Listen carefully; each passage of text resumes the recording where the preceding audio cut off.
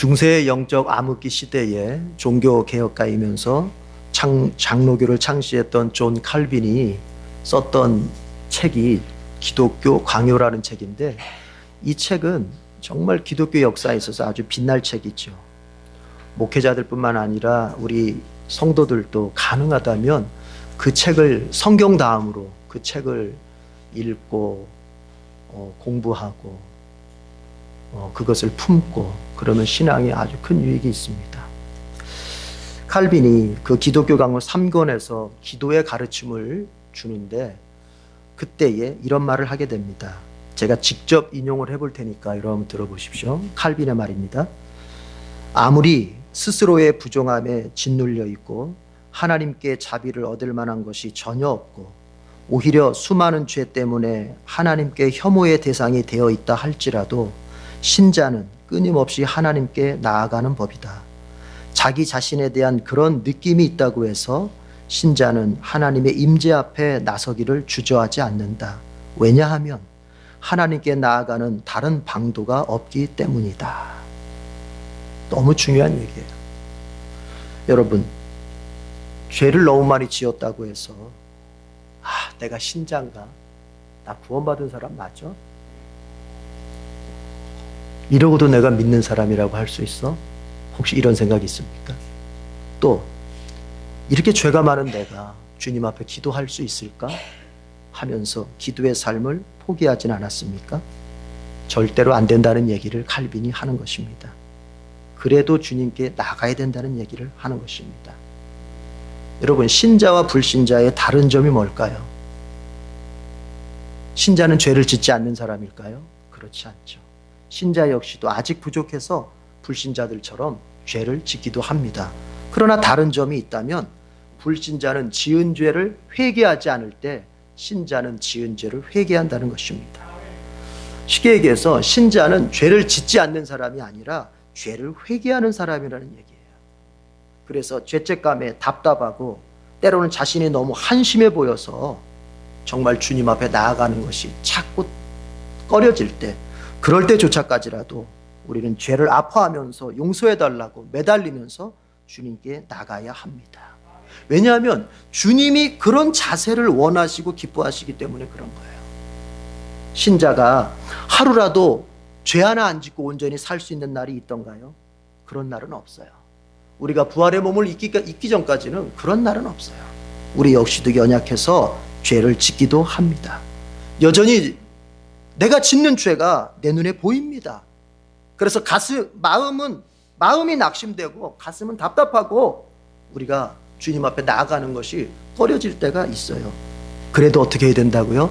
그래도 주님께 믿음 들고 나가자는 얘기예요. 나가다 보면 이제 주님이 우리의 마음을 만지시는 때가 반드시 있어요.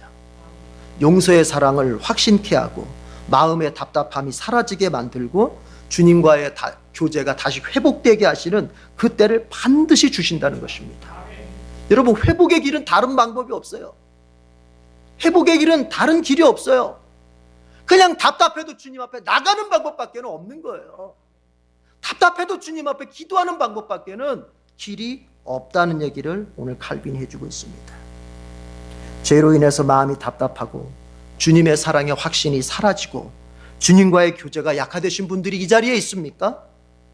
용기를 내십시오. 그리고 인내를 가지십시오. 믿음을 가지고 주님께 나아가시기를 축복합니다. 절대로 포기하지 마십시오. 신앙생활 중단하지 마십시오. 우리 주님은 여러분이 나오시기를 기다리고 계십니다. 교회는 예레미야를 가리켜서 별명을 붙였습니다. 눈물의 선지자다. 예레미야를 가리켜 눈물의 선지자라고 부릅니다. 왜 그럴까요? 예레미야는 늘 울기 때문에 그래요. 늘 울어요. 죄 가운데 빠진 자신의 동족을 생각하면서 울어요. 그 죄 때문에 징계의 고통을 당하는 그 동족들을 생각하니 또 울어요. 아침에도 울고 점심에도 울고 저녁에도 울어요. 그저 눈물만 나와요. 눈물만. 그래서 교회가 예레미야를 가리켜 눈물의 선지자라고 부릅니다. 여러분, 우리에게 눈물이 있나요? 누군가를 위한 눈물이 있습니까? 저는 개인적으로 생각할 때 지금은 우리가 나라를 위해서 기도할 때라고 생각합니다. 위기에 빠진 이 나라를 생각하면서 눈물로 기도해야 돼요. 글쎄요, 옛날 과거만 해도 그 삼각산에 구국기도단이 있었어요.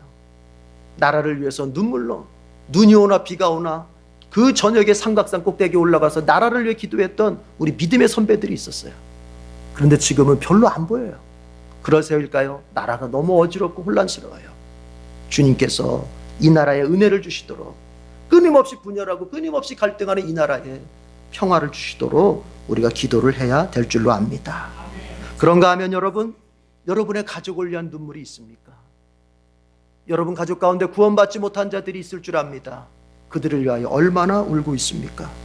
여러분, 그들의 영혼을 놓고 주님 앞에 울며 기도하고 있습니까? 그들의 인생이 오늘이 마지막이라고 할 때, 그들이 하나님 앞에 섰을 때 그 영원한 지옥의 판결을 그들이 견뎌낼 수 있겠습니까? 우리가 그것을 생각할 때 우리는 울지 않을 수가 없습니다.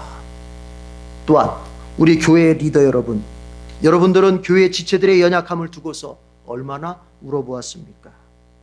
그들이 나를 아프게 한 것 때문에 내가 우는 것이 아니라 그들의 연약함 때문에 내가 울고, 그들의 믿음 없음 때문에 내가 울고, 그들의 삶이 무너져 내린 것 때문에 내가 리더로서 책임감을 느끼며 울었던 적은 몇 번이나 있습니까? 이 설교를 준비하면서 저부터 회개했습니다. 나는 우리 교인들을 위해서 몇 번이나 울었던가. 여러분, 이제 우리 잃어버린 영혼들과 주님의 사람들이 주님의 사람답게 살지 못하는 것을 볼 때에 우리가 그들을 정죄하고 판단하기 전에 그들을 위해서 울어줄 수 있는 사람이 되었으면 좋겠습니다. 오늘 본문 속에서도 선지자는 주님께 눈물의 기도를 드리고 있습니다. 7절입니다. 다 같이 읽어보겠습니다. 예레미야 14장 7절 다 같이 시작. 주님, 비록 우리의 죄악이 우리를 고발하더라도 주님의 이름을 생각하셔서 선처해 주십시오. 우리는 수없이 반역해서 주님께 죄를 지었습니다. 비록 이스라엘이 큰 죄를 지었지만 주님 선처해 주십시오. 용서해 주십시오. 동족의 죄를 대신 짊어지고서 주님 앞에 회개하면서 용서를 베풀어 주시도록 예레미야는 중보의 기도를 드리고 있습니다. 여러분, 얼마나 존경스럽고 훌륭한 신앙 행동입니까? 내 죄 때문에가 아닙니다. 저 사람의 죄 때문입니다. 내 죄 때문에가 아닙니다. 동족들의 죄 때문입니다. 그것을 내 죄인 것처럼 짊어지면서 주님 앞에 눈물로 탄원하고 눈물로 회개하고 주님 앞에 용서를 빌고 있습니다. 얼마나 훌륭한 신앙 행동입니까? 그러나 이 기도에 대해서 당황스러운 결과가 생깁니다. 10절입니다. 주님이 대답하십니다. 예레미야가 그렇게 기도할 때 주님이 대답하십니다. 다 같이 시작. 주님께서 이 백성을 두고 이렇게 말씀하신다. 그들은 이리저리 방황하기를 좋아하고 어디 한 곳에 가만히 서 있지를 못한다. 그러므로 나 주가 그들을 좋아하지 않으니 이제 그들의 죄를 기억하고 그들의 죄악을 징벌하겠다. 주님께서 예레미야의 기도를 거절하신 겁니다. 예레미야가 그토록 눈물로 주님 앞에 용서해달라고, 동족들을 살려달라고 기도했지만 주님이 예레미야의 그 간절한 기도, 눈물의 기도를 거절하신 겁니다. 들어주지 않겠다고 거절하신 겁니다. 여러분, 왜 거절하셨을까요? 왜 거절하셨을까요? 이 사랑의 기도, 이 간절함의 기도, 이 국률의 기도를 나를 위한 것도 아닙니다. 그런데 주님이 거절하셨습니다. 왜 거절하셨을까요? 예레미야의 기도만으로는 이스라엘의 문제가 해결될 수 없었기 때문입니다. 예레미야의 중보 기도만으로는 이스라엘의 죄악의 문제가 해결될 수 없었기 때문입니다. 해결을 위해서는 당사자인 이스라엘 백성들의 회개가 필요했던 것입니다. 예레미야가 기도할 뿐만이 아니라, 예레미야가 기도로 도울 뿐만이 아니라 당사자 이스라엘 백성들의 회개와 그들의 돌이킴과 그들의 기도가 필요했다는 얘기입니다. 그런데 어떻다고요? 10절을 보니 주님께서 말씀하십니다. 그들은 이리저리 방황하기를 좋아하고 어디 한 곳에 가만히 서 있지를 못한다. 이것은 무슨 말이냐면요, 주님께 집중하고 주님께 매달리지 못한다는 얘기를 하는 거예요. 정작 당사자들 이스라엘 백성들은 회개하지 않았습니다. 아니, 예레미야가 회개하자고 돌이키자고 주님께만 가면 살 길이 있다고 외치지만 그들은 예레미야를 거부합니다. 그의 말씀을 거부합니다. 하나님 앞에 돌이키기를 끝까지 거부합니다. 회개를 거부합니다. 그러자 주님께서는 이제 징계를 결정하셨고 앞으로 바벨론을 통해서 이스라엘 백성들의 징계를 실행하시게 되죠. 오늘 본문을 통해서 우리가 생각해 봐야 할 것이 있습니다. 여러분, 이렇죠? 많은 경우에 보면요, 문제를 만난 당사자는 믿음으로 살지 않고 기도도 안 해요. 그런데 그 문제가 해결이 되고 그 사람의 삶이 유지가 될 때가 있어요. 왜 그럴까요? 그의 부모가 그를 위해서 기도하거나 그의 형제가 그를 위해 기도하거나 그의 배우자가 그를 위해 기도하거나 교회의 지체들이 그를 위해 기도하거나 교회의 목사가 그를 위해 기도하고 있기 때문에 이 문제가 해결이 되고 그의 삶이 유지가 될 때가 있어요. 그는 믿음으로 살지 않고 그는 기도하지 않는데 그의 삶이 열릴 때가 있고 그의 삶이 유지가 될 때가 있어요. 왜요? 누군가가 그를 위해 기도하고 있기 때문에 그런 거예요. 그러나 오늘 본문의 말씀은 그것 가지고 안 통할 때가 있다는 거예요. 그것으로는 더 이상 해결되지 못할 때가 있다는 얘기예요. 여러분, 어느 순간 당사자의 회개와 당사자의 믿음이 아니면 응답되지 않는 경우가 발생할 수 있다고 하는 것, 이것이 주님이 우리에게 주시는 첫 번째 교훈입니다. 안 됩니다. 이젠 내가 기도해야 됩니다. 더 이상 부모의 기도로만 살 수 없습니다. 자식이 회개하고 자식이 믿고 자식이 기도해야 됩니다. 더 이상 배우자의 기도만으로 내가 의존해 살 수 없습니다. 내가 믿고 내가 회개하고 내가 매달려야 됩니다. 더 이상 목사나 다 교회 지체들의 기도만으로 삶을 유지해 갈 수가 없습니다. 내가 주님 앞에 믿음을 두고 내가 적극적으로 주님 앞에 나오는 그런 삶이, 그 결단이 필요하다는 얘기지요. 여러분이 누군가에게 기도 부탁을 했다 합시다. 그런데 그 기도가 응답되지 않았을 때 여러분, 기도 부탁을 받은 그 사람이 기도하지 않아서가 아니에요. 기도 부탁받은 그 사람이 믿음이 없어서, 그 사람이 능력이 없어서가 아니에요. 그는 열심히 기도했을 것이고 그는 기도의 능력도 있었을 것입니다. 그러나 기도 부탁을 한 여러분이 믿음이 없고 여러분이 기도에 열심을 내지 않으면 그것이 응답되지 않을 수도 있다는 것을 기억하라는 얘기예요. 예레미야는 열심히 기도했잖아요. 눈물로 기도했잖아요. 저들의 문제를 해결해 달라고 주님께 얼마나 간절히 기도했습니까? 그러나 그 기도가 응답되지 못했습니다. 왜요? 정작 그 당사자들은 회개하지 않았고 믿지도 않았고 기도하지 않았기 때문에 그런 거예요. 우리에게 중요한 메시지를 줍니다. 여러분, 우리 이젠 내가 기도하십시다. 내가. 제가 어느 날 어떤 구역 모임에서 나누는 얘기를 듣게 되었습니다. 어떤 분이 이제 기도 부탁을 하더라고요. 구역장님, 저를 위해서 기도해 주세요. 제가 이런 문제가 있어요. 기도해 주세요. 구역원들한테도 기도 부탁합니다. 여러분, 제가 이렇습니다. 기도해 주세요. 그랬더니 그때 구역장님께서 그분을 향해서 권면하시는 것을 제가 들었습니다. 성도님, 집사님, 우리도 기도하겠지만 성도님도 집사님도 기도하셔야 됩니다. 맞습니다. 당사자인 나도 기도해야 되는 거예요.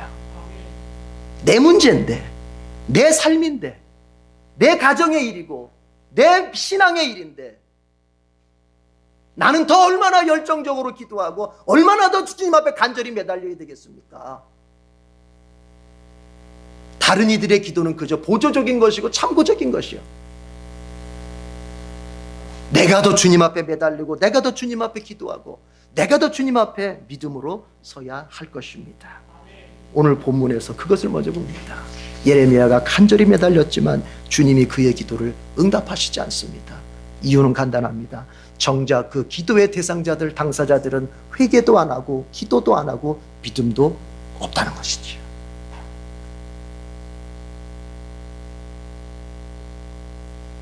이제 내가 회개하고 내가 믿고 내가 기도합시다. 그러면 주님께서 반드시 역사하십니다.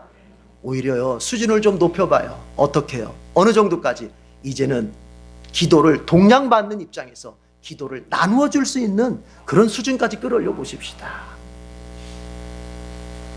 자, 그러나 주님께서 비록 예레미야의 기도를 거절하셨지만 여러분, 이 거절의 진정한 의미, 이 거절이 담고 있는 진정한 의미를 이해하셔야 됩니다.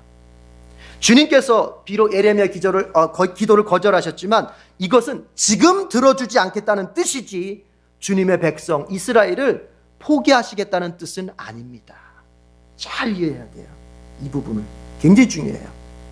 예레미야는 이스라엘 백성들이 죄를 짓는 걸 봤기 때문에 율법대로 주님께서 분명히 징계하실 것이다, 이걸 알았거든요. 깨달았거든요.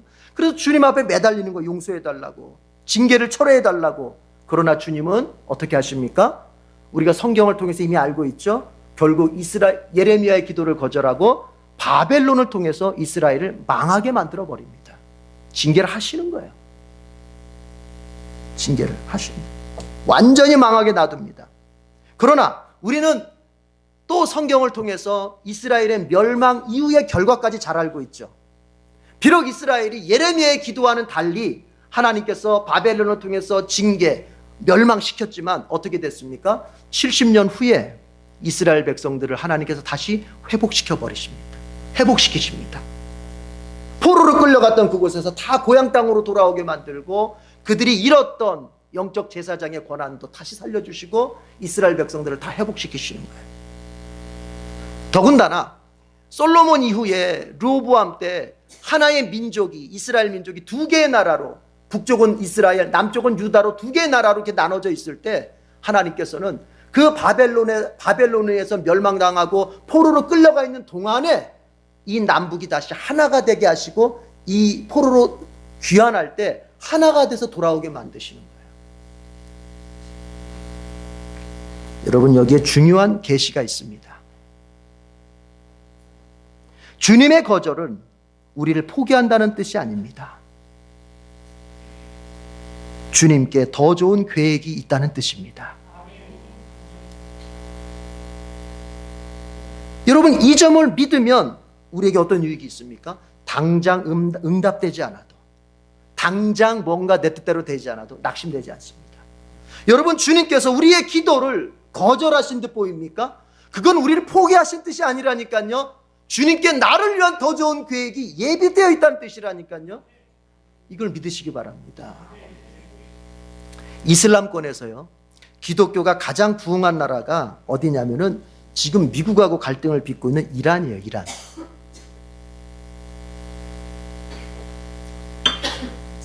그런데 이란에서 기독교의 부흥이 일어났는데 언제 일어난 줄 아십니까? 이게요, 이란의 선교가 금지된 후에 오히려 부흥이 일어났어요. 자, 어떤 얘기냐면은 원래 이란에 그 팔레비 왕조가 있었죠. 우리 어르신들은 알 거예요. 원래 그 이란에는 2500년 동안의 왕조가 있어요. 왕이 다스 입헌군주제였어요. 왕조가 있었어요. 그런데 이란에서 혁명이 일어나게 되죠. 이슬람 혁명이라고 해서, 그러니까 왕조, 팔레비 왕조를 무너뜨리고, 그리고 이슬람의 지도자가 최고의 권력자가, 최고의 정치적 권력자가 되는 그 이슬람 혁명을 일으켜요. 1979년도쯤에 그때. 그래가지고 이제 팔레비 왕조는 다 미국으로 망명 갔죠. 제가 알기로는 다 이제 왕조는 무너진 거예요. 왕은 없어요.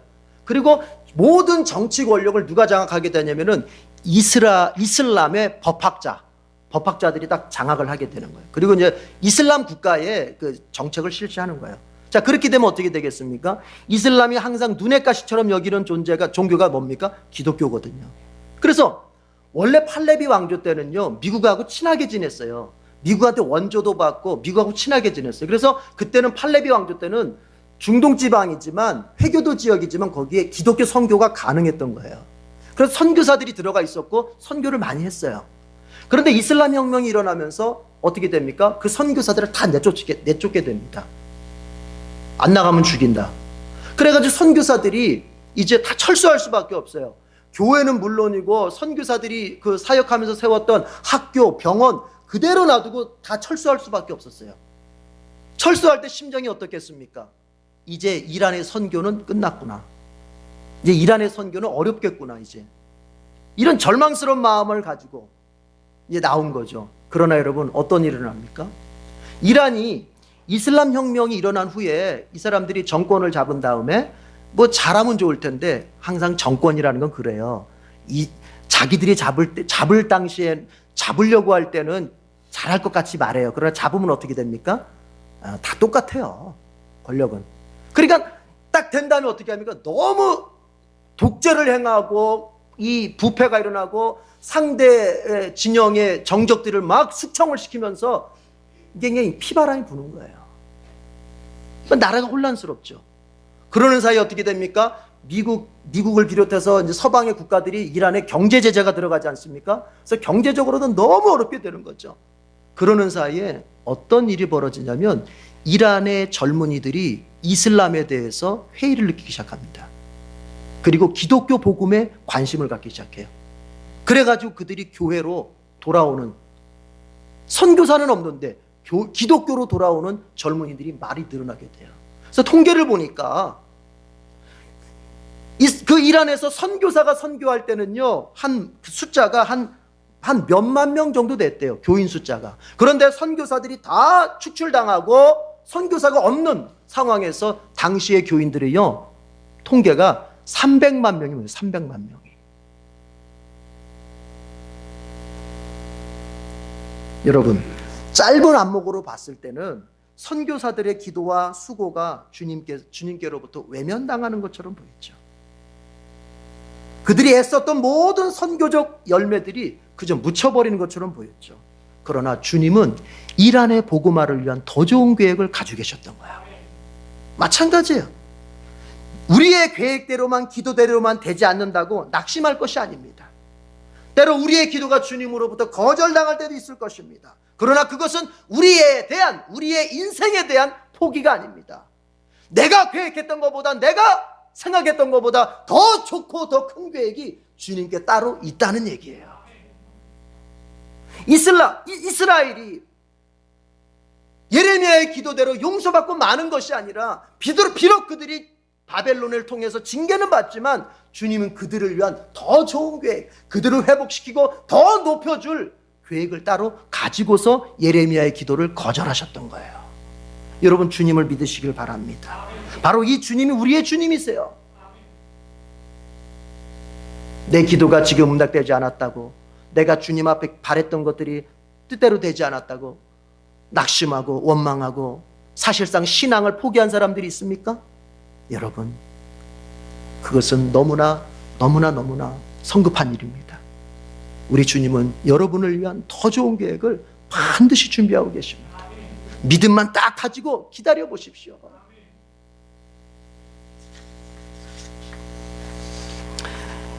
예레미야의 표현 중에 이런 표현이 있습니다. 자, 고난을 당하는, 너무나도 고통을 당하는 이스라엘 백성에 대해서 주님이 아무 일도 하시지 않는 것처럼 보이니까 예레미야가 이렇게 표현을 하죠. 8절 9절 보겠습니다. 8절 9절.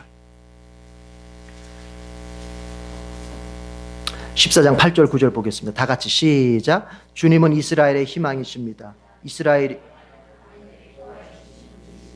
그런데 어찌하여 이 땅에서 나그네처럼 행하시고 하룻밤을 묵으러 들른 행인처럼 행하십니까?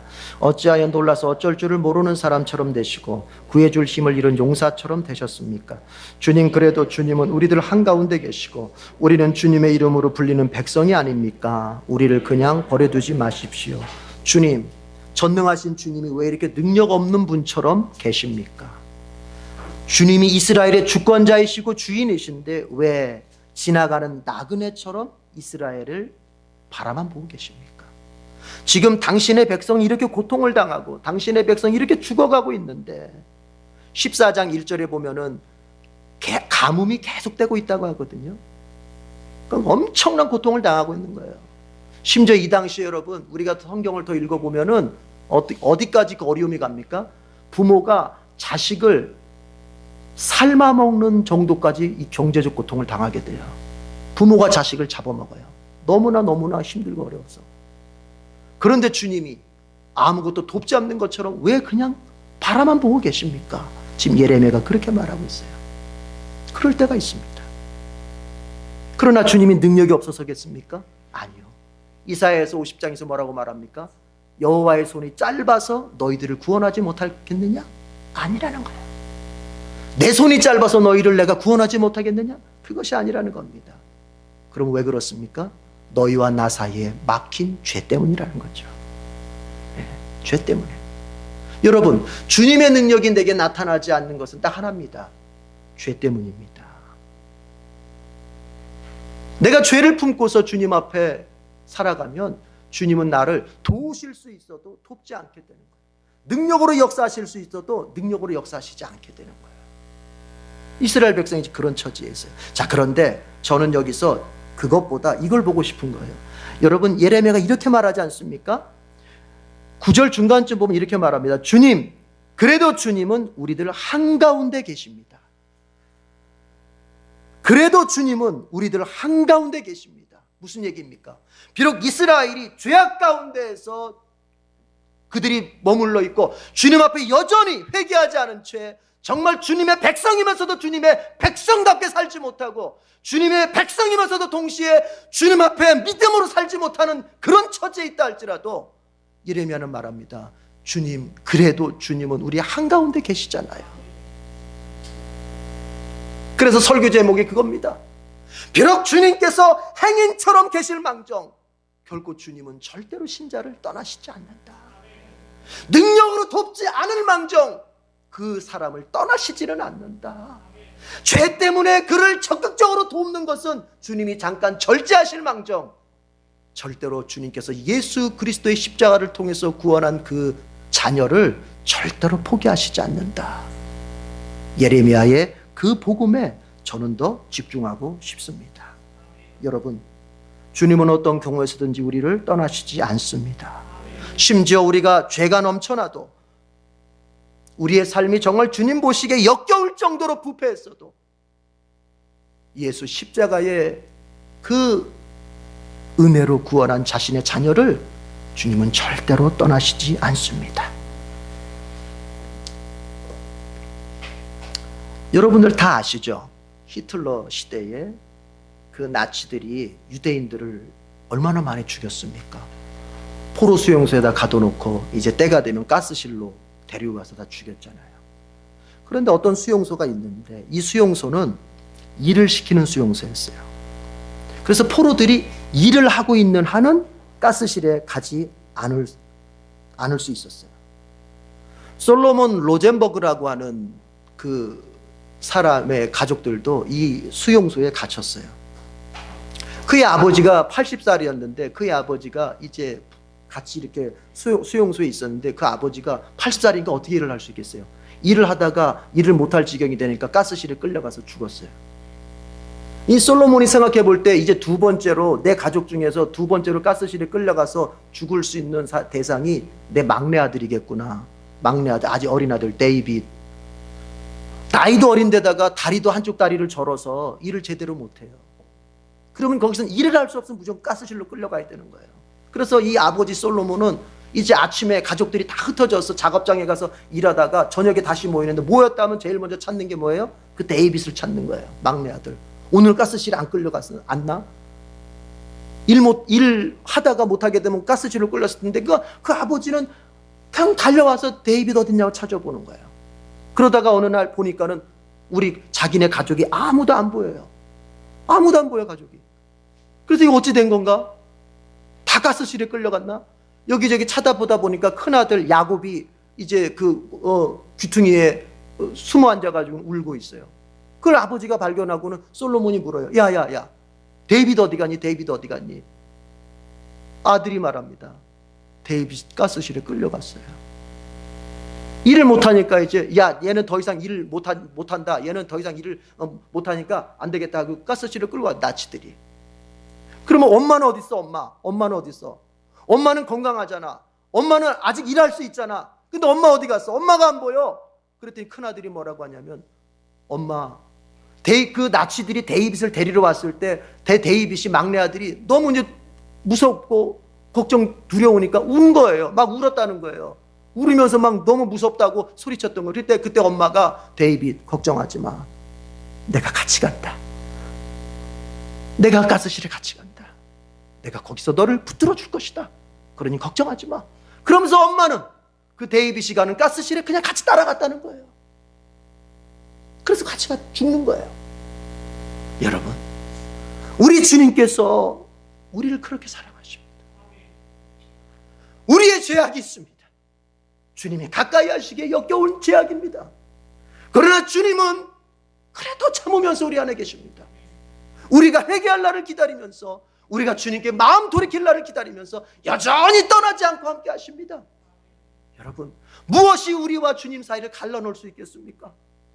로마서 8장에서 바울은 말합니다. 이 세상에 있는 그 어떤 것도, 어떤 사건도, 어떤 피조물도 하나님과 나 사이에 있는 그 사랑을 끊을 수 없다. 여러분, 주님이 우리와 함께 하십니다. 우리의 인생 내내 같이 하십니다. 믿으시길 바랍니다. 이런 얘기 여러분 혹시 아실 거예요. 뭐 많이 들었던 얘기죠. 어떤 청년 하나가 이제 꿈에서 하늘나라를 갔습니다.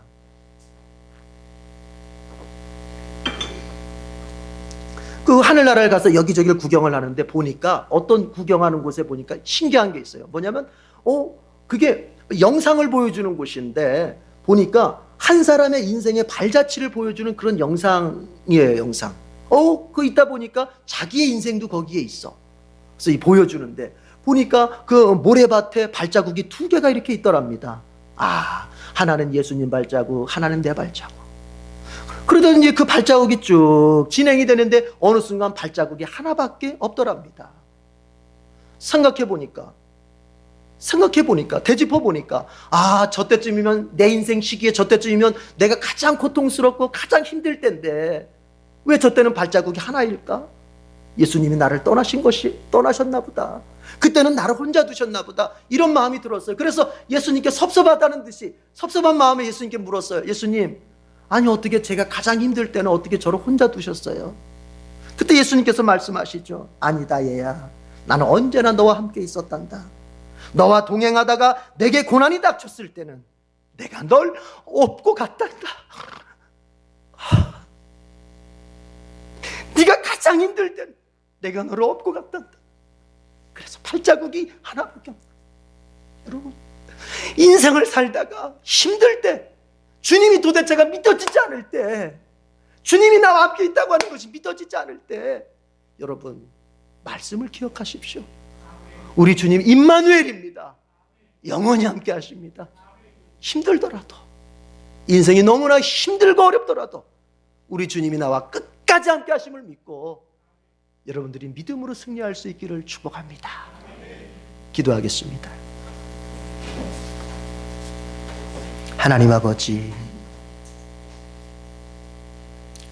때로 주님께서 우리의 기도를 거절하실 때조차도 주님은 우리를 포기하신 것이 아니라 우리를 위한 더 좋은 계획을 가지고 계심을 믿고, 그 주님의 계획하심, 그것을 믿고서 끝까지 인생을 견디어낼 수 있는 우리 성도들 다 되게 해 주시옵소서. 우리 주님 약속하셨습니다. 세상 끝날까지 내가 너희와 함께 있을 것이라고.